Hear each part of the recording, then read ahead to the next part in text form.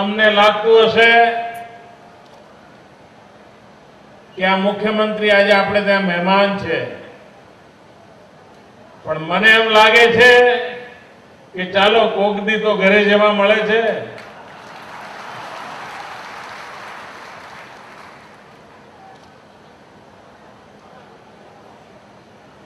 આજે વહેલી સવારે મેં ભાઈ વિપુલને ફોન કર્યો.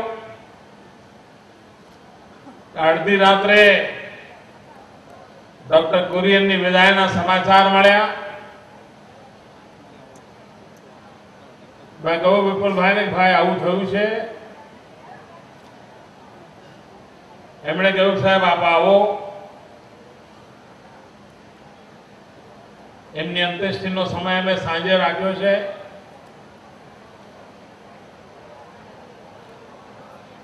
મિત્રો, ડોક્ટર કુરિયનના પરિચયમાં જે કોઈ આવ્યા હશે એ બધાને ખબર છે કે દિવસ રાત પશુપાલન, દૂધ ઉત્પાદન, દૂધની મૂલ્ય વૃદ્ધિ અને કોઓપરેટિવ સેક્ટર દ્વારા વિશ્વમાં ભારત નામ કમાય એના માટેનું મનોમંથન સદા સર્વદા કુરિયન કરતા હતા. છેક કેરળથી 30 વર્ષ કરતા પણ નાની ઉંમરે એક જવાન આવે અને અહીંના સહકારી ક્ષેત્રના આગેવાનોનું દિલ જીતી લે. લગભગ 6 દાયકા અખંડ એક નિષ્ઠ માત્ર ને માત્ર દૂધ ઉત્પાદક, પશુપાલક આની માટે જીવન ખપાવી દે. એ શબ્દો સાંભળવા સહેલા હોય છે કે વન લાઈફ વન મિશન, પરંતુ વન લાઈફ વન મિશન જીવી જવું એ અઘરામાં અઘરું કામ હોય છે. Doctor Kurian one life one mission જીવી બતાવી, જીવનના અંતકાળ સુધી જીવી બતાવી. ડોક્ટર કુરિયનનો જન્મ ભલે ગુજરાતમાં ન થયો,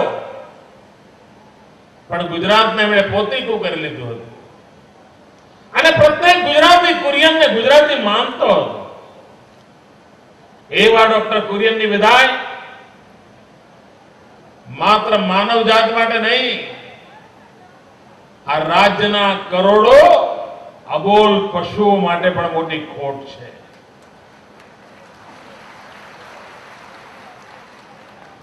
પ્રત્યેક ગાયની આંખમાં આંસુ હશે આજે ડોક્ટર કુરિયનની વિદાયને કારણે. રાજ્ય સરકાર વતી, મારા વતી ડોક્ટર કુરિયનને આદરપૂર્વક અંજલિ અર્પું છું અને ઈશ્વરને પ્રાર્થના કરું છું એમના પરિવારજનોને શક્તિ મળે, એમના આત્માને શાંતિ મળે અને એમના અધૂરા રહેલા સપના પૂરા કરવા માટેની આપણને સૌને એક પ્રબળ ઈચ્છા શક્તિ પ્રાપ્ત થાય. ભાઈ બહેનો, ઉત્તર ગુજરાતની અંદર વિશેષ કરીને મહેસાણા જિલ્લામાં દૂધસાગર ડેરી, માનસિંહભાઈનું નામ હોય કે મોતીભાઈનું હોય, અતૂટ રીતે જોડાયેલા છે. એમણે કેવા બીજ વાવ્યા કે જેનો આ વિશાળ બળલો કેટલા લોકોને છાયા આપે છે, કેટલા લોકોની જિંદગીમાં પ્રાણ પૂરે છે. એમનું આજે સ્મરણ કરીએ છીએ. સમગ્ર વિશ્વમાં દૂધ ઉત્પાદનના ક્ષેત્રમાં અનેક નવા પ્રયોગો થયા છે. વિશ્વમાં પશુ દૂધનું ઉત્પાદન, એની તુલનામાં ભારતમાં પશુ દૂધનું ઉત્પાદન એ ખૂબ નિરાશાજનક અને ચિંતાજનક છે. કારણ એક પશુપાલક એક પશુપાલન કરીને પણ જો વધુ દૂધ ઉત્પાદન મેળવે તો એના કુટુંબનો નિર્વાહ કરવા માટેનું સહેલું બની જાય. એક પશુપાલન માટે ખર્ચો પણ ઓછો આવે, પણ કમનસીબે વિશ્વની તુલનામાં આપણે ત્યાં દૂધનું ઉત્પાદન પશુ દીઠ એવરેજ ઓછી હોવાના કારણે આપણા પશુપાલકને અનેક પ્રકારની આર્થિક વિટંબણાઓ ભોગવવી પડતી હોય છે. અને એવે વખતે દૂધ ઉત્પાદનના ક્ષેત્રમાં ગયા વર્ષોમાં આપણે જે દૂધના ઉત્પાદનની મૂલ્ય વૃદ્ધિ, દૂધનો બજાર ભાવ મળે એના માટેનું ધ્યાન કેન્દ્રિત કર્યું, પરંતુ હવે સમયની માંગ છે કે આપણા બધાનું ધ્યાન એક બાબતે કેન્દ્રિત થાય કે અગર આપણું પશુ આજે 8 લીટર દૂધ આપતું હોય તો 16 લીટર કેવી રીતે આપે, આજે 16 લીટર દૂધ આપતું હોય તો 32 લીટર દૂધ કેવી રીતે આપે, દૂધમાં વૃદ્ધિ થાય એના દિશામાં આપણે પ્રયાસ કરવા રહ્યા. ગયા 10 વર્ષમાં ગુજરાતે એક અભૂતપૂર્વ સિદ્ધિ પ્રાપ્ત કરી છે. સમગ્ર દેશના લોકોને અચરજ થાય છે. ભાઈઓ બહેનો, આપણે પણ જાણીને આનંદ થશે કે આ એક દશકામાં ગુજરાતમાં દૂધ ઉત્પાદનમાં 68% ઉમેરો થયો છે. 68%. અને એના કારણે પશુપાલકને રોકડિયા આવકમાં ઉમેરો થયો છે. એને હજુ વધારે વૈજ્ઞાનિક ઢબથી પશુ ઉછેર, પશુ આરોગ્ય, પશુ દાણ, આ બધી બાબતોમાં જો વૈજ્ઞાનિક બદલ લાવવામાં આવે, પશુને માટે યોગ્ય વાતાવરણ ઉભું કરવામાં આવે તો આપણે હજુ પણ ખૂબ મોટી પ્રગતિ કરી શકીએ એવી સંભાવનાઓ પડેલી છે. અને હવે ધ્યાન કેન્દ્રિત થયું છે. ગુજરાત સરકારે પણ ખાસ કરીને સૌરાષ્ટ્રમાં જ્યાં પશુદાણ માટેની ફેક્ટરીઓ જ નહોતી, જો ઉત્તમ પ્રકારનું પશુદાણ કિફાયત ભાવે આપણે ખેડૂતને ન આપીએ અને એની પાસે અપેક્ષા કરીએ કે તું સૂકા ઘાસના પૂળા ખવડાવીને દૂધનું ઉત્પાદન વધાર, તો શક્ય બનવાનું નથી. એ ત્યારે જ શક્ય બને કે જ્યારે પશુને પૂરતો અને યોગ્ય આહાર મળે. ગુજરાતે એના માટે પહેલ કરી. ગયા બજેટમાં 30 કરોડ રૂપિયાની જોગવાઈ એટલા માટે કરી કે કોઈ પણ આવા દૂધ સંઘો પશુદાણ માટેના કારખાના લગાવવા માંગતા હશે તો સરકાર એને મદદ કરશે, પરંતુ ગુજરાતનું પશુદાણ ઉત્તમ પ્રકારનું પેદા થાય અને તારું પશુ પણ વધુ દૂધ આપી શકે એ પ્રકારનું એને પૂરતો આહાર મળી રહે એની કામગીરી થાય, એની પર આ સરકારે ધ્યાન કેન્દ્રિત કર્યું. ભાઈઓ બહેનો, વૈજ્ઞાનિક હવે પશુ ઉછેર આવશ્યક છે. ગુજરાતે દૂધની ક્રાંતિ કરી છે. અહીંયા ખૂબ મોટી સંખ્યામાં આ બાજુ બહેનો બેઠેલી દેખાય છે. આ તરફ બહેનોને બેસવાની જગ્યાએ મળી નથી, મોટી સંખ્યામાં બહેનોને ઉભા રહેવું પડ્યું છે. ડેરી માટે આપણે ગમે તેટલું ગૌરવ લેતા હોઈએ, ગમે તેટલા છાતીના બટન કાઢીને ફરતા હોઈએ, માથું ઊંચું કરીને રહેતા હોઈએ, આ બધું ભલે આપણે બધા કરતા હોઈએ, પરંતુ દૂધ ઉત્પાદનમાં અને પશુ ઉછેરનો યશ કોઈને આપવાનો હોય, ક્રેડિટ કોઈને આપવાની હોય તો માત્ર ને માત્ર મારી આ માતાઓ બહેનોને જ મળે છે. એ આખો કારોબાર માતાઓ બહેનોએ સંભાળ્યો છે. પુરુષો તો મફતમાં હારતોરા કરી રહ્યા છે. જો બહેનોએ સંતાનની જેમ આ પશુનું પાલન ન કર્યું હોત, રાત રાત ઉજારા કરીને પશુની કાળજી ન લીધી હોત, કુટુંબને નિભાવવા માટે પશુના મહાત્મ્યને ન સમજ્યું હોત તો આજે શ્વેત ક્રાંતિનું નેતૃત્વ આ ગુજરાત પાસે ન આવ્યું હોત. આનો સંપૂર્ણ યશ મારી માતાઓ અને બહેનોને જાય છે, એને હું અર્પિત કરું છું. પરંતુ એમાં વૈજ્ઞાનિક ઢબે હવે આગળ વધવું આવશ્યક છે, કારણ જૂની પરંપરા પ્રમાણે, જૂની પદ્ધતિ પ્રમાણે પશુ ઉછેર થતા હતા અને એના જ માટે આપણે એક અલગ કામધેનુ યુનિવર્સિટી બનાવી છે. કામધેનુ યુનિવર્સિટીનો હેતુ આ છે કે વિશ્વના સમૃદ્ધ દેશો પશુની ઉત્પાદકતા તરફ જે રીતે આગળ વધ્યા છે અને પશુને માટે જે કાળજી લેવાય છે એની વ્યવસ્થા ગોઠવી છે, એની દિશામાં આપણે આગળ વધવા માંગીએ છીએ. આપણે એક પ્રયોગ કર્યો એનિમલ હોસ્ટેલનો. સમગ્ર હિન્દુસ્તાનની અંદર પહેલી વાર પ્રયોગ કર્યો છે એનિમલ હોસ્ટેલનો. અને પશુ ઉછેરની એક પહેલું પગથિયું સામૂહિક ધોરણે વધુ સારી સગવડો થશે.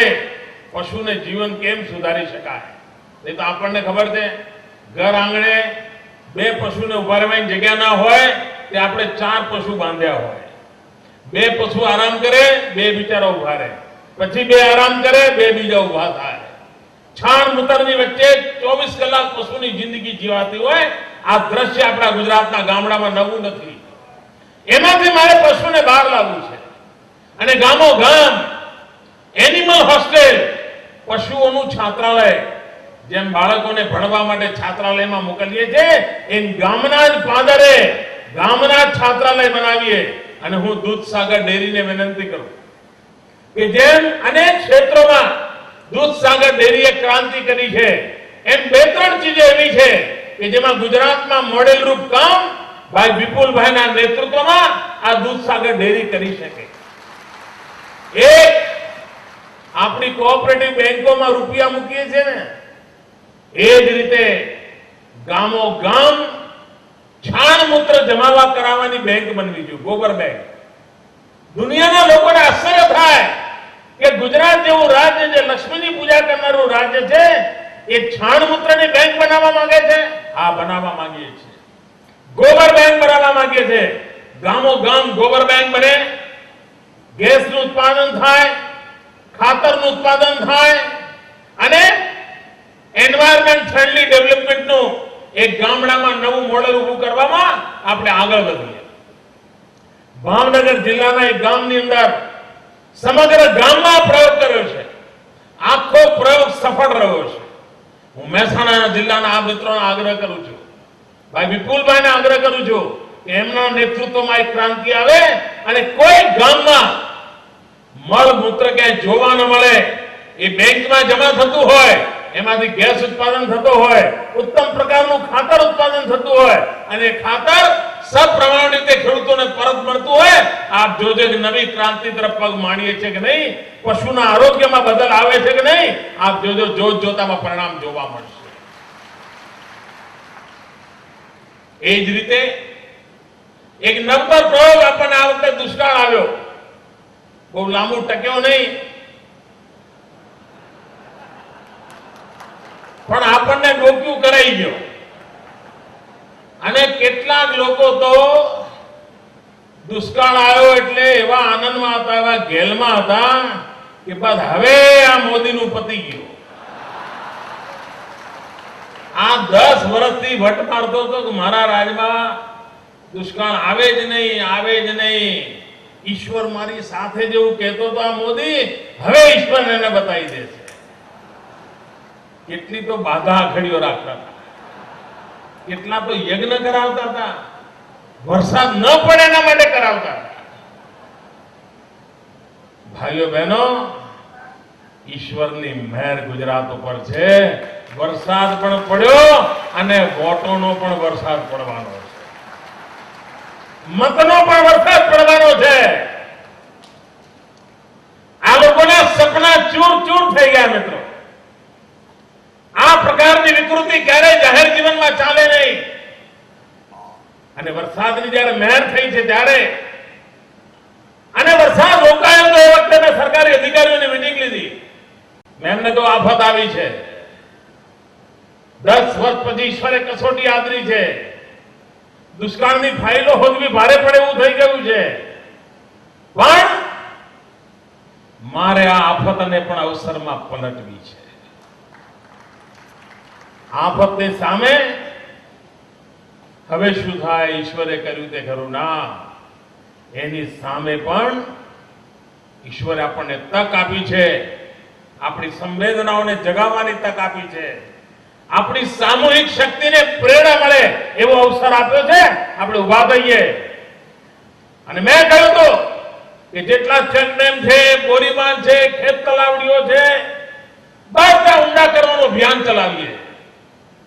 અને વરસાદના વિલંબ દરમિયાન આખા ગુજરાતમાં ડિસિલ્ટિંગનું કામ એટલું બધું થયું છે જે ગયા 40 વર્ષમાં નહીં થયું હોય. અને એના કારણે હવે વરસાદ આવ્યો છે તો પાણીના સંગ્રહની શક્તિ અનેક ગણી વધી ગઈ છે. આફતને અવસરમાં પલટી. ઘાસચારો એક નવો વિચાર જન્મ્યો. શા માટે રેલવે ટ્રેકની બાજુમાં જે ખાલી જમીન પડી છે ત્યાં ઘાસ કેમ ના ઉગાડીએ? નર્મદાની આટલી મોટી કેનાલ છે, કેનાલની બાજુમાં જમીન સંપાદિત કરેલી પડી છે, એમાં ઘાસ કેમ ના ઉગાડીએ? લાખો સ્ક્વેર કિલોમીટર આ જમીન ઘાસચારા માટે ઉપયોગમાં લેવાનો આ વખતે નિર્ણય કર્યો અને કામ ચાલુ થઈ ગયું. આ કામ ભવિષ્યમાં પણ ચાલુ રહેશે. ઉત્તમ પ્રકારનું ઘાસનું ઉત્પાદન નર્મદાના કિનારે કરી, નર્મદા કેનાલના કિનારે કરીને નર્મદાના પાણીનો ઉપયોગ, એ જમીનનો ઉપયોગ અને ગુજરાતના ખેડૂતોને કામ માટે કાયમ માટે આવેલ દિશાનો ઉમદા કદમ આ આફતમાંથી અવસરમાં પલટવાનો એક ઈશ્વરે સુયોગ આપ્યો છે. મિત્રો, પરિસ્થિતિને જ્યારે પલટવાનો માનવી સંકલ્પ કરતો હોય છે ને ત્યારે પરમાત્મા પણ રીઝતો હોય છે અને મન મૂકીને રીઝ્યો છે. ગયા અઠવાડિયાથી બધી ચિંતાઓ ઈશ્વરે દૂર કરાવી દીધી અને ઈશ્વરનો જેટલો આભાર માનીએ એટલો ઓછો. પરંતુ ઈશ્વરની આ મહેર એટલા માટે છે કે ગુજરાતે પ્રગતિનો સંકલ્પ કર્યો છે, ગુજરાતે પુરુષાર્થનો સંકલ્પ કર્યો છે. ગુજરાત હોશિયાર બનીને બેસીનારાનું રાજ નથી. એના 6 કરોડ નાગરિકો આવતીકાલ ઘડવા માટે પોતાની જાત ઘસી રહ્યા છે અને એના માટે ઈશ્વરની મહેરબાની થાય છે.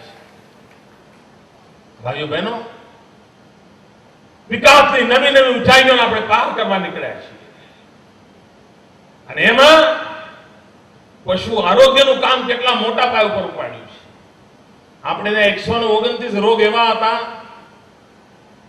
કે વરસાદ વધારે આવે, પશુના પગ પાણીમાં વધારે સમય પલળેલા હોય, ગંદા કાદવ કીચડમાં પલળેલા હોય. 129 રોગ એવા હતા કે આપણા પશુ એના વાયરલ ઇફેક્ટ થાય, એના રોગચાળામાં સપડાઈ જાય. ભાઈઓ બહેનો, સતત પશુ આરોગ્ય મેળા કરવાને કારણે 129 માંથી 112 રોગ જળ મૂળથી ઉખાડી નાખવામાં આપણે સફળ થયા છે. આ ગુજરાતના અબોધ પશુઓની કેટલી મોટી સેવા થઈ હશે એનો કોઈ અંદાજ નહીં કરી શકે. ભાઈઓ બહેનો, ગુજરાત એક રાજ્ય એવું છે કે જે પશુના મોતિયાના ઓપરેશન કરાવે છે, પશુની દાંતની સારવાર કરાવે છે, એવું આખી દુનિયામાં કોઈ રાજ્ય હોય તો એ રાજ્યનું નામ ગુજરાત છે. કેટલી કાળજી લેવાઈ રહી છે અને એમાં યોગ્ય લોકો તૈયાર થાય એના માટે કામધેનુ યુનિવર્સિટી શરૂ કરી છે. ભાઈઓ બહેનો, હું વિપુલભાઈને એક માટે પણ અભિનંદન આપું છું કે માનસિકભાઈના ચિર સ્મરણ સાથે ડેરી ટેકનોલોજી એના માટેની એક અલગ ઇન્સ્ટિટ્યૂટ અહીંયા ઉભી કરી છે. 2 વર્ષ પહેલા વિપુલભાઈ સાથે મારી વિસ્તારથી વાત થઈ હતી અને એમણે આ બીડું ઉઠાવ્યું અને આજે દીકરાઓ કરતા દીકરીઓ આ ડેરી ટેકનોલોજીમાં વધારે રસ લઈને અભ્યાસ કરી રહી છે.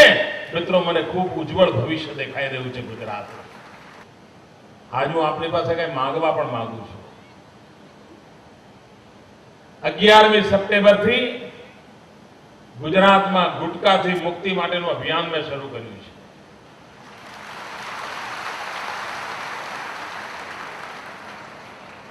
જવાન જો છોકરાઓ કેન્સરમાં ગુમાવવા પડે, બાળકોને બાપ ગુમાવવો પડે, માને દીકરો ગુમાવવો પડે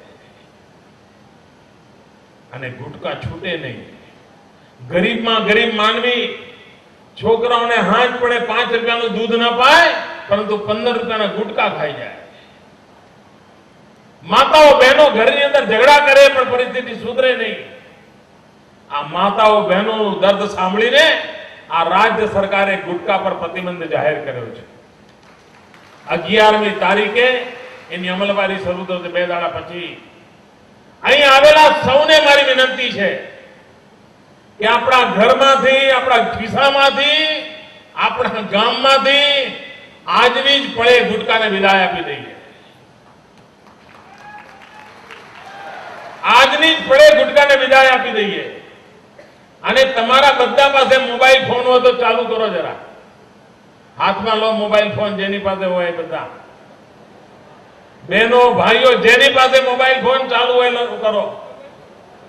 હું એક નંબર લખાવું છું, લખો. એ નંબરથી મને મિસ કોલ કરો. તમે મારા ગુટકા મુક્તિના કામને મદદ કરી રહ્યા છો. આપ સૌ મોબાઈલ ફોન બહાર કાઢો. હાથ ઊંચો કરો તો બધા કાઢો મોબાઈલ ફોન બહાર. બહેનો પાસે ઓછા મોબાઈલ ફોન છે, આવું ચાલે કઈ? મારા મહેસાણા જિલ્લાને આબરૂ જાય. બધા મોબાઈલ ફોન બહાર કાઢો. નંબર લખો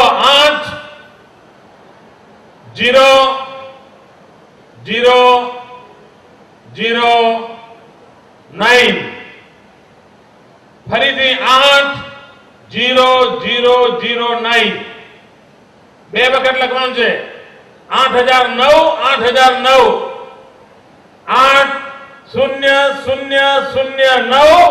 80009 મિસ કોલ કરો.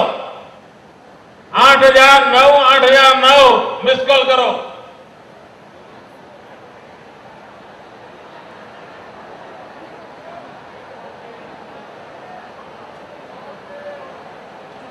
આઠ હજાર નવ 10 આંકડાનો નંબર છે.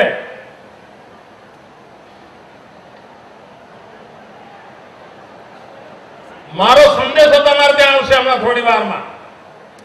આપે ગુટકા મુક્તિ માટે મિસ કોલ કરીને મને ટેકો આપ્યો એ બદલ આભાર વ્યક્ત કરતો મારો સંદેશ આપને મળશે. અને મારી વિનંતી છે કે 11મી તારીખ સુધી જે કોઈ મળે એ બધાને ઉભા રાખીને કોઈ ચાલ મિસ કોલ કરવાય. ગુટકામાંથી મુક્તિ માટેના અભિયાનને ટેકો આપ. મોબાઈલ ફોનથી મને મદદ કરો. આપ સૌને મારી વિનંતી છે કે ગુજરાતના દૂધ ઉત્પાદનમાં આપણે વધારો કરવા માટે આધુનિક વૈજ્ઞાનિક ઢબે આગળ વધવા માટે પ્રયાસ કરીએ. દૂધ જે ઉત્પાદન થાય એની મૂલ્ય વૃદ્ધિ માટે પ્રયાસ કરીએ. જે દૂધ ઉત્પાદક છે એને પૂરતા નાણાં મળે એની જોગવાઈ કરીએ. પશુ આરોગ્યના ક્ષેત્રમાં જેટલા પણ વિષયો ધ્યાને લઈ શકાય આ બધા જ બાબતોમાં કોમ્પ્રિહેન્સિવ હોલિસ્ટિક હેલ્થકેરનો પ્રયોગ કરીએ. ગુજરાત આજે અનેક વિષયોમાં પ્રગતિ કરી રહ્યું છે. ત્યારે એક જમાનો હતો, માનસિંહભાઈને તો મોરારજીભાઈ કહ્યું હતું પાણી નથી ત્યાં દૂધ ક્યાંથી લાવશો, ચિંતા વ્યક્ત કરી હતી. પણ મોરારજીભાઈની એ ચિંતા વચ્ચે પણ માનસિંહભાઈ દૂધ તો લઈ આવ્યા, પણ પાણી લાવવાનું બાકી હતું છતાંય દૂધ લઈ આવ્યા. હવે આપણે એ કામ પણ પૂરું કરી દીધું છે. માં નર્મદાનું પાણી પહોંચાડ્યું છે, સુજલામ સુફલામનું પાણી પહોંચાડ્યું છે. હવે પાણી પણ પહોંચ્યું છે અને દૂધ પણ વધ્યું છે. ત્યારે એક સુભગ સંયોગ આપણને ત્યાં પેદા થયો છે. આ બંનેનો લાભ લઈને આપણે આપણા પશુઓનું કલ્યાણ કરીએ એ જ અપેક્ષા સાથે